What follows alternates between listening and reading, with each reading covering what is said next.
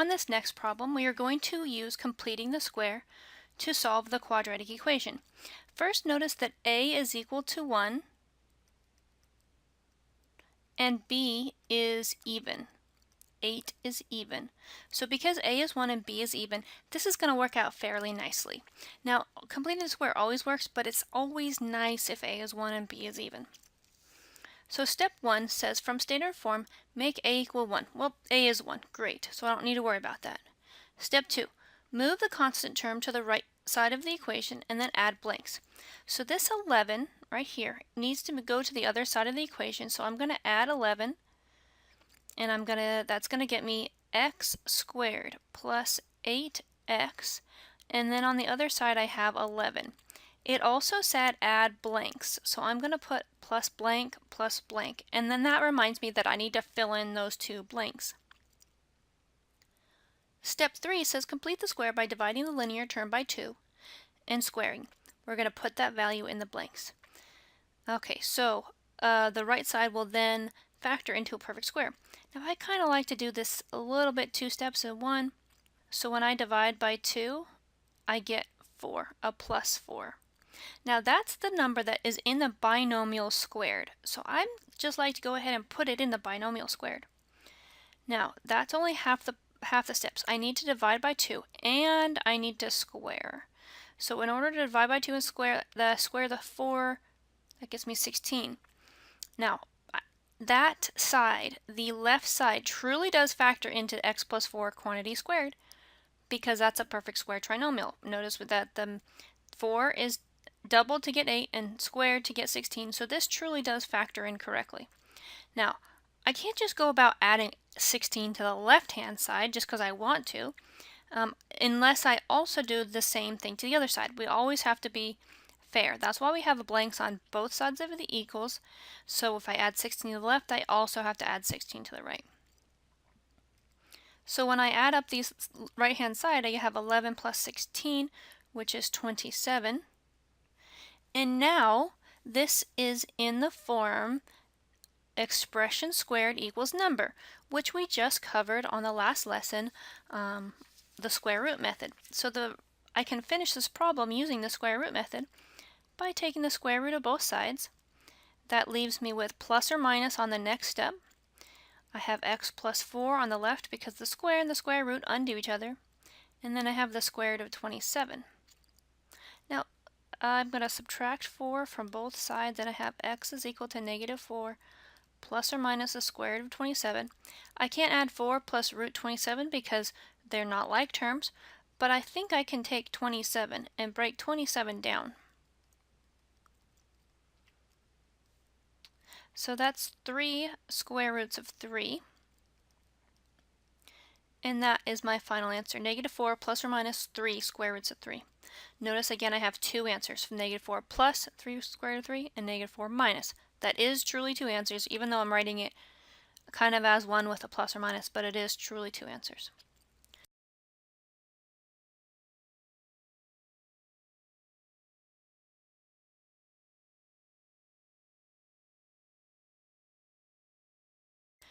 All right, on the next problem, again, a is equal to 1, great. B is 6, which is even, yay. That means this is going to work out fairly nicely, no fractions. Okay, so let's proceed. Because a is 1, I don't need to work on getting a to be 1. I'm going to subtract 18 from both sides. On that same step, I'd like you to leave some blanks. And then I'm going to divide by 2 and square. When I divide negative 6, that's my number here, by 2, that gets me negative 3. Now I like to just go ahead and put that there because I know that whenever I divide the middle term by 2, that gets me the number inside the binomial, just like we did on the previous page. Now, in order to make this true, that the trinomial on the left does factor into x minus 3 squared, we need to have a number there. Well, what number does that need to be? Well, I take the negative 3 and I square it, divide by 2 and square, to get 9. And to be fair, I should probably add 9 to both sides, huh? So I have x minus 3 quantity squared by dividing by 2 and square. And then on the right-hand side, I'm combining like terms to get negative 9. At this point, I have expression squared equals number, just like I did on the square root method. So I can finish this by taking the square root of both sides. The square and the square root undo each other, which just leaves me with x minus 3 on the left, plus or minus on the right-hand side. The square root of 9 is 3i. And then the last thing I can do is to add 3 to both sides. And my answer is x equals 3 plus or minus 3i.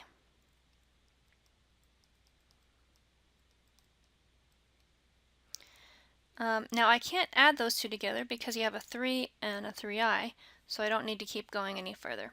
Most of these problems are going to come out to have either i's or radicals in them, because if it come out to a whole number or even a fraction, it probably would have factored, and so you would have used factoring method first anyway. But technically these will work on the whole number problems as well. We're just not seeing a whole lot of those because we probably would have just factored them first. On our third example, a is equal to 1 again. That's good. Uh-oh. b is not even. Now, I told you that this completing the square thing works for all quadratic formulas. Whether or not a is 1 or b is even, it still will work, except this one's going to be a little bit more annoying because it's going to have fractions throughout it. So I am going to follow my steps. A is already 1, so I don't need to worry about getting a to be 1. I'm going to add 13 to both sides.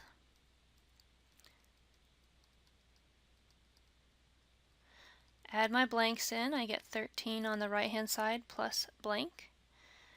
Then I'm going to divide by 2 and square, which leaves me with 3 divided by 2. That's a tricky one. 3 divided by 2 doesn't come out nicely, so we're just going to leave it as a fraction, 3 halves. And don't forget your squared. Some people forget that squared and then they don't know what to do in the next step. When I take my 3 halves and I square it, 3 times 3 is 9. 2 times 2 is 4, so 3 halves squared is just 9 fourths. Whatever you add to the left side of the equation, you must also add to the right side of the equation. So before, adding these two numbers on the right side wasn't hard at all, but because it's a fraction, it's like, more work, right? That's just what happens whenever you have to deal with fractions. You just have a little bit more work. Looks like my LCD when I'm trying to add these two numbers is 4. So I'm going to multiply the first fraction by 4 over 4, which gets me 52 fourths plus 9 fourths, which adds for a total of 61 fourths. Okay, so I can come back up here and do 61 fourths. Now I'm going to square root both sides because I have the expression quantity squared equals a number, so now I can proceed like it's a square root method problem, which leaves me with x plus 3 halves on the left-hand side equals plus or minus. Don't forget your plus or minus anytime you take the square root of both sides. Root 61 over the square root of 4. Now 61 doesn't reduce at all, but the square root of 4, oh, that's nice. That's just plain 2. So my last step here is just to subtract 3 halves on both sides, which leaves me with x is equal to negative 3 halves plus or minus the square root of 61 over 2.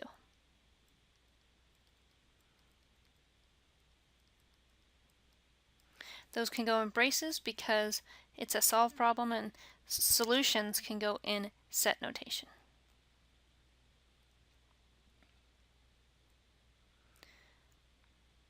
On this next problem, please notice that a is not equal to 1. And b is even, but we can't actually decide if b is even until after we make a equals 1. So let's do step 1 that says in order to make a equal 1, divide each term by a. So I'm just going to divide every term by 2. I'm allowed to do that as long as I treat the left side and the right side the same. This gets me x squared minus x plus 5 equals 0. Okay, now is a equal to 1? Yay! Is b even? Uh-oh. b is 1, which is odd. So this is going to have some fraction works in it. Is it still going to work?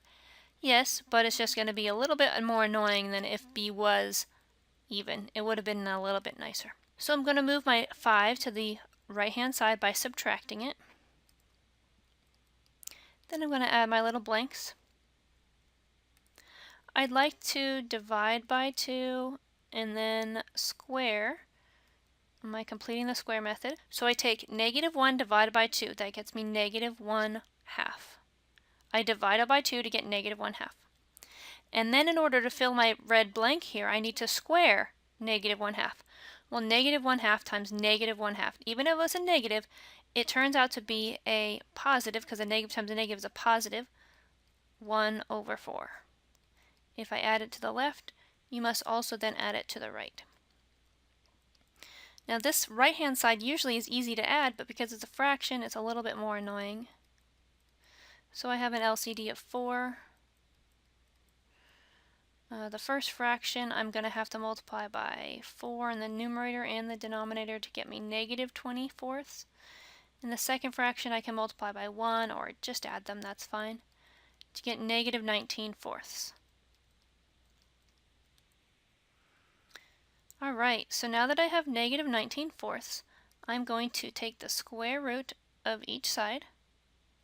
Notice whenever you take the square root, you have to have the plus or minus part on the next step. On the left-hand side, the square and the square root undo each other. On the right-hand side, I'm getting the square root of negative 19 over the square root of 4.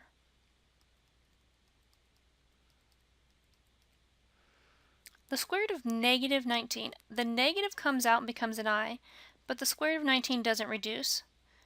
But the square root of 4, that's a perfect square, that's just 2. So no rationalizing to be done here. And then I just add the 1/2 to both sides to get 1/2 plus or minus I square root of 19 over 2.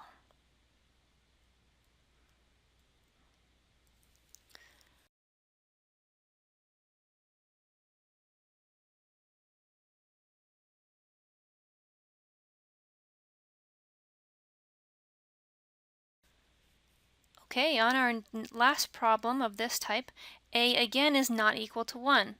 Okay, so because a is not equal to 1, I need to divide every term by the leading coefficient a. So I divide it by 3, I'm getting x squared plus 5/3 x. Well, that doesn't look good at all.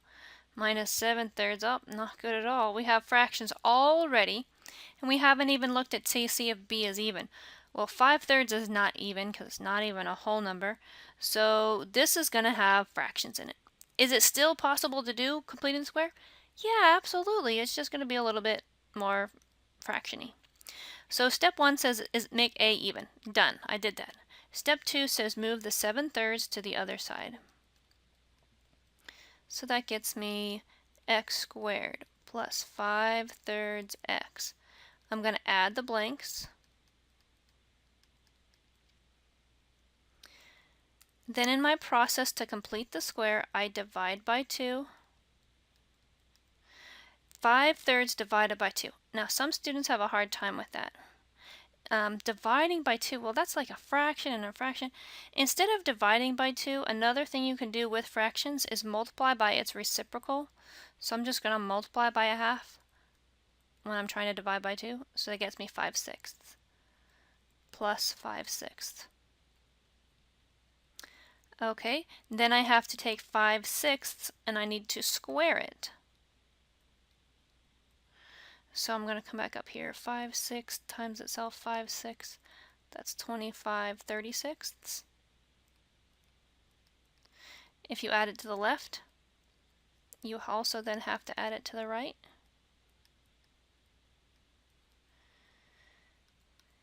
So then I have to add these two things together, which normally is not a bad thing, except this time it's a little bit tricky because it's fractions. I'm going to kind of come over here and do it. 7/3 negative plus 25/36, which is LCD of 36. On the first fraction, 3 times 12 gets you 36, so I'm going to multiply 12 by the numerator and the denominator, which gets me negative 84. Negative 84, 36 plus 25, 36. When I add my numerators, that's going to get me negative 59 over 36. Okay, so I now have my expression squared equals a number, so I'm ready to take the square root of both sides for the square root method. The square root method says I have to have a plus or minus on the next step every time I take the square root of both sides. So the left-hand side, the square and the square root undo each other. That was the whole point of taking the square root. On the right-hand side, I'm getting the square root of negative 59 over the square root of 36.